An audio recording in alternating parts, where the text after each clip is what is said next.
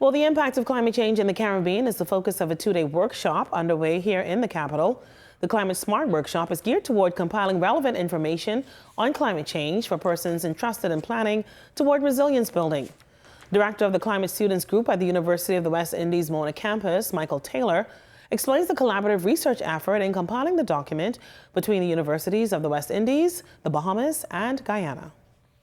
There is information about how climate manifests itself in the Caribbean region. So things like, for example, warmer temperatures, but how does warmer temperatures show up? So in effect, summer begins to start earlier and last longer.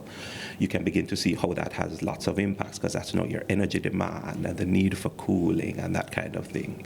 There's also information about how our rainfall patterns have been changing.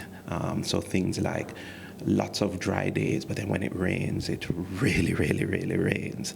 And so you need to plan for that kind of context as well. And there's information specific to the Caribbean and to specific islands. There's information about extremes.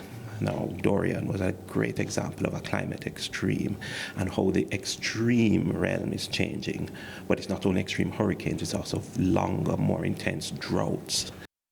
Well, the Climate Smart workshop is also being sponsored by the Caribbean Development Bank, and Taylor acknowledged that participants of this workshop come only from the Northwest Caribbean. Right now in the Caribbean, agriculture is very rainfall dependent. If we go into this uncertain pattern and then also go into a pattern of drying in the future, you have to plan for that in the agriculture. How do you make it resilient? Much of our infrastructure is a coastal infrastructure. We need to deal with that and build resilience. We're talking about water.